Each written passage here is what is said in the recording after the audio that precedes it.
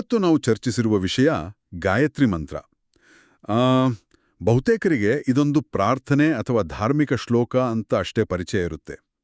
ಆದರೆ ಇದರ ಹಿಂದೆ ಒಂದು ದೊಡ್ಡ ವಿಜ್ಞಾನವೇ ಇದೆ. ಇದೊಂದು ಸಂಪೂರ್ಣ ಜೀವನ ವಿಧಾನ ಅಂತ ಹೇಳುವ ಕೆಲವು ಆಕರಗಳಿವೆ. ನಮ್ಮ ಕೇಳುಗರೊಬ್ಬರು ಹಂಚಿಕೊಂಡಿರುವ ಗಾಯತ್ರಿ ಚೈತನ್ಯ ಎಂಬ ಕೃತಿಯಲ್ಲಿ ಇದರ ಬಗ್ಗೆ ಸಾಕಷ್ಟು ಕುತೂಹಲಕಾರಿ ವಿವರಗಳಿವೆ. ಈ ಚರ್ಚೆಯಲ್ಲಿ ನಾವು ಆ ಗಾಯತ್ರಿ ಚೈತನ್ಯದಲ್ಲಿರೋ ನಂಬಿಕೆಗಳು, ಪರಿಕಲ್ಪನೆಗಳನ್ನು ಸ್ವಲ್ಪ ಆಳವಾಗಿ ನೋಡೋಣ. ನಮ್ಮ ಉದ್ದೇಶ ಇದರ ಬಗ್ಗೆ ಒಂದು ಸಮಗ್ರ ತಿಳುವಳಿಕೆ ನೀಡೋದೇ ಹೊರತು ಇದರಲ್ಲಿರೋ ವಿಚಾರಗಳನ್ನು ಒಪ್ಪಿಕೊಳ್ಳಿ ಅಂತ ಹೇಳೋದಲ್ಲ. ಹಾಗಾದ್ರೆ ಈ ಮೂಲದ ಪ್ರಕಾರ ಗಾಯತ್ರಿ ಮಂತ್ರ ಕೇವಲ ಒಂದು ಶ್ಲೋಕ ಅಲ್ಲ ಅಂದ್ರೆ ಮತ್ತಿನ್ನೇನು? ಸಾಧನವಾಗಿ ನೋಡ್ತೆ. ಅಂದ್ರೆ ಒಬ್ಬ ವ್ಯಕ್ತಿಯ ಮಾನಸಿಕ ನೆಮ್ಮದಿಯಿಂದ ಹಿಡಿದು ಭಾವನಾತ್ಮಕ ಸಮತೋಲನ, ಬೌದ್ಧಿಕ ಬೆಳವಣಿಗೆ, ಆಮೇಲೆ ಕೊನೆಗೆ ಆಧ್ಯಾತ್ಮಿಕ ಉನ್ನತಿಯ ಅಂತಿಮ ಘಟ್ಟವಾದ ಆತ್ಮ ಸಾಕ್ಷಾತ್ಕಾರದವರೆಗೂ ಇದು ಹೇಗೆ ದಾರಿದೀಪ ಆಗಬಲ್ಲದು ಅಂತ ಈ ಕೃತಿ ವಿವರಿಸೋಕೆ ಪ್ರಯತ್ನಿಸುತ್ತೆ. ಹಾಗಾಗಿ ನಾವು ಕೇವಲ ಅದರ ಅರ್ಥ ತಿಳ್ಕೊಳ್ಳೋದಲ್ಲ, ಅದರ ಸಾಧನೆಯ ಹಿಂದಿರೋ ಶಕ್ತಿ, ಪ್ರಕ್ರಿಯೆ ಮತ್ತೆ ಅದರಿಂದ ಸಿಗೋ ಫಲಗಳ ಬಗ್ಗೆ ಗಾಯತ್ರಿ ಚೈತನ್ಯ ಏನ್ ಹೇಳುತ್ತೆ ಅಂತ ಹಂತ ಹಂತವಾಗಿ ಬಿಡಿಸ್ನೋಡೋಣ. ಖಂಡಿತ. ಹಾಗಿದ್ರೆ ಮೊದಲನೇ ಹಂತದಿಂದಲೇ ಶುರು ಮಾಡೋಣ. ಅಂದ್ರೆ ನಮ್ಮ ದಿನನಿತ್ಯದ ಜೀವನದಲ್ಲಿ ನಮ್ಮ ಮನಸ್ಸು ಮತ್ತು ಭಾವನೆಗಳ ಮೇಲೆ ಇದು ಹೇಗೆ ಕೆಲಸ ಮಾಡುತ್ತೆ? ಯಾಕಂದ್ರೆ ಆಧ್ಯಾತ್ಮಿಕ ಉನ್ನತಿ ಅನ್ನೋದು ಮುಂದಿನ ಮಾತು. ಮೊದಲು ಬೇಕಾಗಿರೋದು ಮಾನಸಿಕ ಶಾಂತಿ. ತುಂಬಾ ಸರಿಯಾದ ಪ್ರಶ್ನೆ. ಗಾಯತ್ರಿ ಚೈತನ್ಯದ ಪ್ರಕಾರ ಇದರ ಮೊದಲ ಪರಿಣಾಮವೇ ಮಾನಸಿಕ ಶುದ್ಧೀಕರಣ. ಅದರಲ್ಲೊಂದು ಮಾತು ಬರುತ್ತೆ, ಗಾಯತ್ರಿ ಮಂತ್ರವನ್ನು ಜಪಿಸುವುದರಿಂದ ಪ್ರಾಪಂಚಿಕ ವಸ್ತುಗಳ ಮೇಲಿರುವ ಮೋಹದ ಮಾಯೆ ಕರಗಿ ಶಾಶ್ವತ ಸಂಪತ್ತಿನ ಕಡೆಗೆ ಮನಸ್ಸು ನೆಲೆಗೊಳ್ಳುತ್ತದೆ ಅಂತ. ಅಂದ್ರೆ ನಮ್ಮ ಗಮನವನ್ನ ಕ್ಷಣಿಕ ಸುಖಗಳಿಂದ ಹೆಚ್ಚು ಸ್ಥಿರವಾದ ಆಂತರಿಕ ನೆಮ್ಮದಿಯ ಕಡೆಗೆ ತಿರುಗಿಸುವ ಪ್ರಕ್ರಿಯೆ ಇದು. ಇದು ವ್ಯಕ್ತಿಯ ಆದ್ಯತೆಗಳನ್ನೇ ಬದಲಾಯಿಸುವಷ್ಟು ಪ್ರಬಲವಾದದ್ದು ಅನ್ನೋದು ಈ ಕೃತಿಯ ವಾದ. ಇದು ಕೇಳೋಕೆ ಒಂದು ರೀತಿ ಮೆಂಟಲ್ ಡಿಟಾಕ್ಸ್ ಥರ ಇದೆ. ಅಂದರೆ ನಮ್ಮ ಮನಸ್ಸಲ್ಲಿ ತುಂಬಿರೋ ಅನವಶ್ಯಕ ಆಸೆಗಳನ್ನು, ಆತಂಕಗಳನ್ನು ಹೊರಹಾಕಿ ಅದಕ್ಕೆ ಬೇಕಾದ ನಿಜವಾದ ಪೋಷಣೆ ಕೊಡೋ ಹಾಗೆ. ನಿಖರವಾಗಿ ನಿಮ್ಮ ಮೆಂಟಲ್ ಡಿಟಾಕ್ಸ್ ಅನ್ನೋ ಹೋಲಿಕೆ ಬಹಳ ಸೂಕ್ತವಾಗಿದೆ. ಇದಕ್ಕೆ ಪೂರಕವಾಗಿ ಈ ಜಪವು ಅಹಂಕಾರವನ್ನ ಕಡಿಮೆ ಮಾಡಿ ಶರಣಾಗತಿ ಭಾವವನ್ನ ಬೆಳೆಸೋಕೆ ಒಂದು ಉತ್ತಮ ಮಾರ್ಗ ಅಂತಾನೂ ಗಾಯತ್ರಿ ಚೈತನ್ಯ ಹೇಳುತ್ತೆ. ಅಹಂಕಾರ ಕರಗಿದಾಗ ಏನಾಗುತ್ತೆ? ಮನಸ್ಸು ತಿಳಿಯಾಗುತ್ತೆ. ಆ ತಿಳಿಯಾದ ಮನಸ್ಸಲ್ಲಿ ದುಃಖ, ದುರ್ಬುದ್ಧಿ ಇರೋಕೆ ಸಾಧ್ಯ ಇಲ್ಲ. ಬದಲಿಗೆ ಹೃದಯ ಸಹಜವಾಗಿಯೇ ಸಂತೋಷದಿಂದ ತುಂಬಿಕೊಳ್ಳುತ್ತದೆ ಅನ್ನೋದು ಇದರ ಹಿಂದಿನ ತರ್ಕ. ಹಾಗಾದ್ರೆ ಇದು ಕೇವಲ ಮನಸ್ಸನ್ನ ಸಮಾಧಾನ ಮಾಡೋದಷ್ಟೇ ಅಲ್ಲ, ನಮ್ಮ ವ್ಯಕ್ತಿತ್ವವನ್ನೇ ಬದಲಾಯಿಸುವ ಒಂದು ಪ್ರಕ್ರಿಯೆ ಅನ್ಬೋದು. ಹೌದು. ಅದಕ್ಕಾಗಿಯೇ ಗಾಯತ್ರಿ ಚೈತನ್ಯ ಇದನ್ನ ಒಂದು ಸಮಗ್ರ ಚಿಕಿತ್ಸೆಯಾಗಿ ನೋಡೋದು. ಇದು ಕೇವಲ ಮಾನಸಿಕ ಅಥವಾ ಭಾವನಾತ್ಮಕ ಮಟ್ಟದಲ್ಲಿ ಕೆಲಸ ಮಾಡೋದಿಲ್ಲ. ಭೌತಿಕ, ಮಾನಸಿಕ, ಭಾವನಾತ್ಮಕ ಹಾಗೂ ಆಧ್ಯಾತ್ಮಿಕ ಈ 4 ಆಯಾಮಗಳಲ್ಲಿ ಉಪಶಮನ ಸಿಗುತ್ತೆ ಅಂತ ಸ್ಪಷ್ಟವಾಗಿ ಹೇಳುತ್ತೆ. ಇದು ಬರೀ ಮೇಲ್ಮಟ್ಟದ ಸಮಾಧಾನ ಅಲ್ಲ, ಬದಲಿಗೆ ಆಳವಾದ ಆಂತರಿಕ ಪರಿವರ್ತನೆಗೆ ದಾರಿ ಮಾಡಿಕೊಡುತ್ತೆ ಅನ್ನೋದೇ ಇದರ ತಿರುಳು. ಇಲ್ಲಿ ಒಂದು ಪ್ರಾಯೋಗಿಕ ಉದಾಹರಣೆಯನ್ನು ಕೊಟ್ಟಿದ್ದಾರೆ. ವಿದ್ಯಾರ್ಥಿಗಳು ಪ್ರತಿನಿತ್ಯ ಅಭ್ಯಾಸ ಮಾಡೋ ಮೊದಲು ಇದನ್ನ ಜಪಿಸಿದರೆ ಉತ್ತಮ ಅಂಕಗಳನ್ನ ಪಡಿತಾರೆ ಅಂತ. ಇದು ಕುತೂಹಲಕಾರಿಯಾಗಿದೆ. ಇದರ ಹಿಂದಿನ ಕಾರಣವನ್ನ ಗಾಯತ್ರಿ ಚೈತನ್ಯ ವಿವರಿಸ್ತಾ, ಇದು ದೈವಿಕ ಹಸ್ತಕ್ಷೇಪನ ಅಥವಾ ಜಪದಿಂದ ಏಕಾಗ್ರತೆ ಹೆಚ್ಚಾಗಿ ನೆನಪಿನ ಶಕ್ತಿ ಸುಧಾರಿಸಿ ಉತ್ತಮ ಅಂಕಗಳು ಬರೋ ಸಾಧ್ಯತೆನಾ? ಬಹಳ ಮುಖ್ಯವಾದ ಪ್ರಶ್ನೆ. ಗಾಯತ್ರಿ ಚೈತನ್ಯ ನೇರವಾಗಿ ಇದರ ವೈಜ್ಞಾನಿಕ ವಿವರಣೆ ಕೊಡೋದಿಲ್ಲ, ಆದರೆ ಸೂಚನೆಗಳನ್ನ ನೀಡುತ್ತೆ. ಮಂತ್ರದ ಒಂದು ಭಾಗ ಧ್ಯೋಯೋ ನಃ ಪ್ರಚೋದಯಾತ್ ಅಂದ್ರೆ ನಮ್ಮ ಬುದ್ಧಿಯನ್ನು ಪ್ರಚೋದಿಸು ಅಂತ ಪ್ರಾರ್ಥನೆ. ಇದರ ನಿರಂತರ ಜಪದಿಂದ ಮನಸ್ಸು ಚಂಚಲತೆಯಿಂದ ಹೊರಬಂದು ಏಕಾಗ್ರವಾಗುತ್ತೆ. ಮನಸ್ಸು ಏಕಾಗ್ರವಾದಾಗ ಏನಾಗುತ್ತೆ? ಗ್ರಹಿಸೋ ಶಕ್ತಿ, ನೆನಪಿನ ಶಕ್ತಿ ಸಹಜವಾಗಿಯೇ ಹೆಚ್ಚಾಗುತ್ತೆ. ಹಾಗಾಗಿ ಇದನ್ನೊಂದು ಅಧ್ಯಾತ್ಮ ಮತ್ತೆ ಮನೋವಿಜ್ಞಾನದ ಸಂಗಮವಾಗಿ ನೋಡ್ಬೋದು. ವಿದ್ಯಾರ್ಥಿ ಹೆಚ್ಚು ಗಮನವಿಟ್ಟು ಓದಿದಾಗ ಫಲಿತಾಂಶ ಉತ್ತಮವಾಗಿಯೇ ಇರುತ್ತೆ. ಮಂತ್ರವು ಆ ಗಮನವನ್ನ ಕೇಂದ್ರೀಕರಿಸೋಕೆ ಸಹಾಯ ಮಾಡುತ್ತೆ ಅನ್ನೋದು ಇಲ್ಲಿನ ಒಳಾರ್ಥ. ಸರಿ, ಈಗ ಇದರ ಪ್ರಯೋಜನಗಳು ಎಲ್ರಿಗೂ ಸಿಗಬೇಕು ಅಂದ್ರೆ ಯಾರು ಬೇಕಾದರೂ ಇದನ್ನ ಅಭ್ಯಾಸ ಮಾಡ್ಬೋದಾ? ಅಥವಾ ಇದಕ್ಕೆ ನಿರ್ದಿಷ್ಟ ಅರ್ಹತೆಗಳು ಬೇಕೇ? ಗಾಯತ್ರಿ ಚೈತನ್ಯದಲ್ಲಿ ಗಾಯತ್ರಿ ಉಪಾಸನೆಯನ್ನ ಪ್ರತಿಯೊಬ್ಬ ಮನುಷ್ಯನ ಅವಶ್ಯಕ ಧರ್ಮ ಮತ್ತು ಕರ್ತವ್ಯ ಅಂತ ಹೇಳಲಾಗಿದೆ. ಇದರ ಅರ್ಥವೇನು? ಹೌದು, ಆ ಮಾತು ಬಹಳ ಮುಖ್ಯ. ಈ ಕೃತಿಯ ಪ್ರಕಾರ ಗಾಯತ್ರಿ ಉಪಾಸನೆ ಕೇವಲ ಒಂದು ವರ್ಗಕ್ಕೆ ಅಥವಾ ಆಧ್ಯಾತ್ಮದಲ್ಲಿ ಆಳವಾದ ಆಸಕ್ತಿ ಇರೋರಿಗೆ ಸೀಮಿತ ಅಲ್ಲ. ಇದೊಂದು ಸಾರ್ವತ್ರಿಕ ಸಾಧನೆ. ಪ್ರತಿಯೊಬ್ಬ ಮನುಷ್ಯನು ತನ್ನನ್ನು ತಾನು ಉತ್ತಮಪಡಿಸಿಕೊಳ್ಳೋಕೆ ಇದೊಂದು ಮಾರ್ಗ. ಅದಕ್ಕಾಗಿ ಅದನ್ನ ಕರ್ತವ್ಯ ಅಂತ ಕರೆದಿರೋದು. ಹೇಗೆ ನಾವು ಶರೀರವನ್ನ ಸ್ವಚ್ಛವಾಗಿಟ್ಕೊಳ್ಳೋದು ನಮ್ಮ ಕರ್ತವ್ಯವೋ, ಹಾಗೆಯೇ ಮನಸ್ಸಿನ ಬುದ್ಧಿಯನ್ನ ಶುದ್ಧವಾಗಿ ಚುರುಕಾಗಿಟ್ಕೊಳ್ಳೋದು ಕೂಡ ನಮ್ಮ ಕರ್ತವ್ಯ.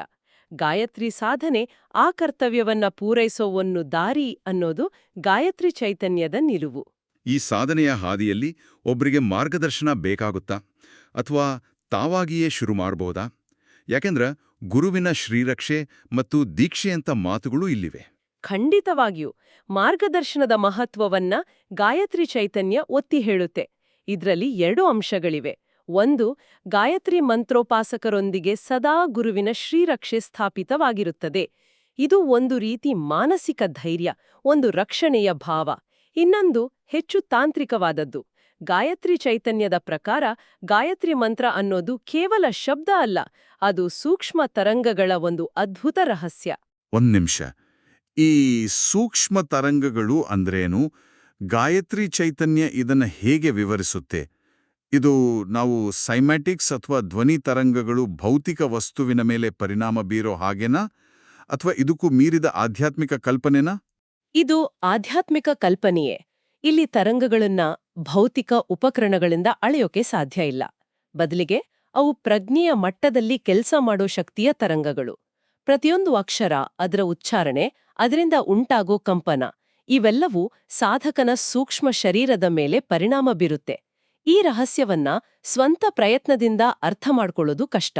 ಅದಕ್ಕಾಗಿಯೇ ಶ್ರೇಷ್ಠ ಗುರುವಿನ ಮೂಲಕ ದೀಕ್ಷೆಯೊಂದಿಗೆ ಸಾಧನೆ ಮಾಡಿದಾಗ ಮಾತ್ರ ಈ ರಹಸ್ಯವು ಅನಾವರಣಗೊಳ್ಳಲು ಪ್ರಾರಂಭಿಸುತ್ತದೆ ಅಂತ ಹೇಳಲಾಗಿದೆ. ಗುರುವು ಕೇವಲ ಮಂತ್ರವನ್ನ ಹೇಳ್ಕೊಡೋದಿಲ್ಲ, ಆ ಮಂತ್ರದಲ್ಲಿರೋ ಚೈತನ್ಯವನ್ನ ಶಿಷ್ಯನಿಗೆ ವರ್ಗಾಯಿಸುತ್ತಾರೆ ಅನ್ನೋ ನಂಬಿಕೆ ಇದರಲ್ಲಿದೆ. ಹಾಗಾದ್ರೆ ವಿಷಯ ಮಾನಸಿಕ ನೆಮ್ಮದಿಯಿಂದ ಶುರುವಾಗಿ ಈಗ ಆಧ್ಯಾತ್ಮಿಕ ರಹಸ್ಯಗಳ ಕಡೆಗೆ ಚಲಿಸ್ತಾ ಇದೆ. ಗಾಯತ್ರಿ ಚೈತನ್ಯದಲ್ಲಿ ಸಿದ್ಧಿಗಳ ಬಗ್ಗೆನೂ ಪ್ರಸ್ತಾಪವಿದೆ. ಸಾಧಕನಲ್ಲಿ ಸರ್ವಸಿದ್ಧಿಗಳು ತಾವಾಗಿಯೇ ಪ್ರಕಟಗೊಂಡು ಅನೇಕ ಅಲೌಕಿಕ ಶಕ್ತಿಗಳು ಪ್ರಕಾಶಿತವಾಗುತ್ತವೆ ಅಂತ ಹೇಳಲಾಗಿದೆ. ಈ ಸಿದ್ಧಿಗಳು ಅಥವಾ ಅಲೌಕಿಕ ಶಕ್ತಿಗಳು ಅಂದ್ರೆ ಏನು? ಇದು ರೂಪಕನ ಅಥವಾ ದೂರದೃಷ್ಟಿ, ಇನ್ನೊಬ್ಬರ ಮನಸ್ಸನ್ನ ಅರಿಯೋದು, ಈ ರೀತಿಯ ಅಕ್ಷರಶಃ ಶಕ್ತಿಗಳ ಬಗ್ಗೆ ಗಾಯತ್ರಿ ಚೈತನ್ಯ ಮಾತಾಡ್ತಿದ್ಯಾ? ಗಾಯತ್ರಿ ಚೈತನ್ಯ ಇದನ್ನ ಅಕ್ಷರಶಃ ಶಕ್ತಿಗಳಾಗಿಯೇ ಚಿತ್ರಿಸುತ್ತೆ. ಆದ್ರೆ ಇಲ್ಲೊಂದು ಎಚ್ಚರಿಕೆನೂ ಇದೆ. ಈ ಸಿದ್ಧಿಗಳು ಸಾಧನೆಯ ಹಾದಿಯಲ್ಲಿ ಬರುವ ಉಪಫಲಗಳು, ಅಂದ್ರೆ ಬೈ ಪ್ರಾಡಕ್ಟ್ಸ್ ಮಾತ್ರ. ಅವೇ ಅಂತಿಮ ಗುರಿಯಲ್ಲ. ಮನಸ್ಸು ಸಂಪೂರ್ಣವಾಗಿ ಶುದ್ಧವಾಗಿ ಏಕಾಗ್ರವಾದಾಗ ಪ್ರಜ್ಞೆಯು ಸಾಮಾನ್ಯ ಮನುಷ್ಯನ ಮಿತಿಗಳನ್ನ ಮೀರುತ್ತೆ. ಆ ಸ್ಥಿತಿಯಲ್ಲಿ ಇಂತಹ ಶಕ್ತಿಗಳು ಸಹಜವಾಗಿ ಪ್ರಕಟ ಆಗಬಹುದು. ಇದಕ್ಕಿಂತಲೂ ಒಂದು ಹೆಜ್ಜೆ ಮುಂದು ಹೋಗಿ ಪವಿತ್ರತೆಯೊಂದಿಗೆ ಜಪ ಮಾಡಿದಾಗ ಮಹಾಮಾತೆ ಗಾಯತ್ರಿಯೊಂದಿಗೆ ಸಂವಾದವೇ ಏರ್ಪಡಬಹುದು. ಸಾಧಕರ ಪ್ರಶ್ನೆಗಳಿಗೆ, ಸಂದೇಹಗಳಿಗೆ ಉತ್ತರ ಪಡೆಯಬಹುದು ಅನ್ನೋ ಅದ್ಭುತವಾದ ಕಲ್ಪನೆಯನ್ನು ಈ ಕೃತಿ ಮುಂದಿಡುತ್ತೆ. ಅಂದ್ರೆ ಪ್ರಜ್ಞೆಯು ಒಂದು ದೈವಿಕ ಶಕ್ತಿಯೊಂದಿಗೆ ನೇರ ಸಂಪರ್ಕ ಸಾಧಿಸೋ ಸಾಧ್ಯತೆ ಬಗ್ಗೆ ಮಾತಾಡ್ತಿದೆ. ಸರಿ, ಜಪ, ಧ್ಯಾನ, ಸಮಾಧಿ ಅಂತ ಒಂದು ಮಾರ್ಗ ಇದೆ ಅಂತ ಹೇಳಲಾಗಿದೆ. ಆದ್ರೆ ಇದು ಕೇಳೋಕೆ ಸರಳ ಅನ್ಸಿದ್ರೂ ಆಚರಣೆಯಲ್ಲಿ ಮನಸ್ಸನ್ನ ಒಂದೆಡೆ ನಿಲ್ಸೋದೇ ದೊಡ್ಡ ಸವಾಲು. ಸಾಮಾನ್ಯ ಜಪದಿಂದ ಈ ಸಂವಾದ ನಡೆಸೋ ಉನ್ನತ ಸ್ಥಿತಿಗೆ ತಲುಪೋದು ಹೇಗೆ? ಈ ಪ್ರಾಯೋಗಿಕ ಪಯಣದ ಬಗ್ಗೆ ಗಾಯತ್ರಿ ಚೈತನ್ಯ ಏನು ಹೇಳುತ್ತೆ? ಖಂಡಿತ, ಇದಕ್ಕೊಂದು ಸ್ಪಷ್ಟವಾದ ಕ್ರಮವನ್ನ ವಿವರಿಸಲಾಗಿದೆ. ಇಲ್ಲಿ ತಪಸ್ಸು ಅನ್ನೋ ಪದಕ್ಕೆ ಒಂದು ವಿಶಿಷ್ಟವಾದ ಅರ್ಥವಿದೆ. ಮೊದಲಿಗೆ ಸಾಧಕನು ಶ್ರದ್ಧೆ ಮತ್ತು ನಿರಂತರತೆಯಿಂದ ಜಪ ಮಾಡ್ತಾನೆ. ಈ ನಿರಂತರ ಜಪವೇ ಮೊದಲ ಹಂತದ ತಪಸ್ಸು, ಅಂದ್ರೆ ಕಠಿಣ ಪರಿಶ್ರಮ ಮತ್ತು ಶಿಸ್ತು. ಈ ಜಪದಿಂದಾಗಿ ಚಂಚಲವಾದ ಮನಸ್ಸು ನಿಧಾನವಾಗಿ ಒಂದೇ ವಿಷಯದ ಮೇಲೆ ನಿಲ್ಲೊಕ್ಕೆ ಕಲಿಯುತ್ತೆ. ಮನಸ್ಸು ಹೀಗೆ ಏಕಾಗ್ರಗೊಂಡಾಗ ಯಾಂತ್ರಿಕವಾಗಿದ್ದ ಜಪ ನಿಜವಾದ ಜಪವಾಗಿ, ಆಮೇಲೆ ಧ್ಯಾನದಲ್ಲಿ ಪರಿವರ್ತನೆಗೊಳ್ಳುತ್ತೆ. ಅಂದ್ರೆ ಜಪ ಅನ್ನೋದು ಧ್ಯಾನಕ್ಕೆ ಒಂದು ಸಾಧನ. ಹೌದು, ಧ್ಯಾನ ಅಂದ್ರೆ ಮನಸ್ಸು ಆ ಮಂತ್ರದ ಅರ್ಥದಲ್ಲಿ ಅಥವಾ ದೇವತೆಯಲ್ಲಿ ಸಂಪೂರ್ಣವಾಗಿ ಲೀನವಾಗೋದು. ಆ ನಿರಂತರ ಧ್ಯಾನದ ಸ್ಥಿತಿಯಲ್ಲಿ ಮುಂದುವರಿಯೋದೆ ಮುಂದಿನ ಹಂತದ ಅಂದ್ರೆ ನಿಜವಾದ ತಪಸ್ಸು. ಇದು ಕೇವಲ ಶ್ರಮ ಅಲ್ಲ, ಬದಲಿಗೆ ಪ್ರಜ್ಞೆಯು ಆಳವಾಗಿ ಲೀನವಾಗುವ ಸ್ಥಿತಿ. ಈ ತಪಸ್ಸಿನ ಪರಾಕಾಷ್ಠೆಯೇ ಸಮಾಧಿ. ಈ ಸಮಾಧಿ ಸ್ಥಿತಿಯಲ್ಲೇ ಸಾಧಕನಿಗೆ ಆತ್ಮಸಾಕ್ಷಾತ್ಕಾರವಾಗಿ ಜ್ಞಾನೋದಯ ಆಗೋದು. ಹೀಗೆ ಜಪ, ಧ್ಯಾನ, ತಪಸ್ಸು, ಸಮಾಧಿಯನ್ನು ಒಂದು ಸ್ಪಷ್ಟವಾದ ಹಂತಹಂತವಾದ ಮಾರ್ಗವನ್ನ ಗಾಯತ್ರಿ ಚೈತನ್ಯ ತೋರಿಸುತ್ತೆ. ಇದು ಒಂದೇ ದಿನದಲ್ಲಿ ಆಗೋ ಪವಾಡ ಅಲ್ಲ, ಇದೊಂದು ದೀರ್ಘವಾದ ಸಾಧನೆಯ ಪಯಣ. ನಾವು ಇದುವರೆಗೆ ವೈಯಕ್ತಿಕ ಸಾಧನೆ, ಮಾನಸಿಕ ಮತ್ತೆ ಆಧ್ಯಾತ್ಮಿಕ ಉನ್ನತಿಯ ಬಗ್ಗೆ ಮಾತಾಡಿದ್ವಿ. ಆದರೆ ಗಾಯತ್ರಿ ಚೈತನ್ಯದಲ್ಲಿ ಇನ್ನೊಂದು ವಿಶಿಷ್ಟವಾದ ಆಯಾಮವಿದೆ. ಅದು ನಮ್ಮ ಕರ್ತವ್ಯಗಳಿಗೆ, ಜವಾಬ್ದಾರಿಗಳಿಗೆ ಸಂಬಂಧಿಸಿದ್ದು. ಅದೇ ಋಣಗಳ ಪರಿಕಲ್ಪನೆ. ಇದು ನನಗೆ ತುಂಬಾನೇ ಆಸಕ್ತಿಕರವಾಗಿ ಕಂಡಿತು. ಹೌದು, ಇದು ಗಾಯತ್ರಿ ಸಾಧನೆಯನ್ನ ವೈಯಕ್ತಿಕ ಮಟ್ಟದಿಂದ ಸಾಮಾಜಿಕ ಮತ್ತೆ ವಿಶ್ವಮಟ್ಟಕ್ಕೆ ಕೊಂಡೊಯ್ಯೋ ಪರಿಕಲ್ಪನೆ.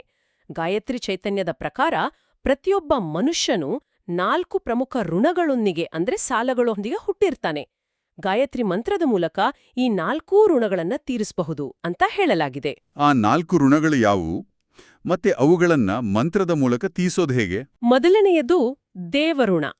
ಈ ಜಗತ್ತನ್ನ, ನಮ್ಮ ಬದುಕನ್ನ ಸೃಷ್ಟಿಸಿದ ದೈವಿಕ ಶಕ್ತಿಗೆ ನಾವು ಋಣಿಯಾಗಿದ್ದೇವಿ. ಗಾಯತ್ರಿ ಮಂತ್ರದ ಉಪಾಸ್ಯ ದೇವತೆ ಸವಿತೃ ಅಂದ್ರೆ ಸೂರ್ಯ.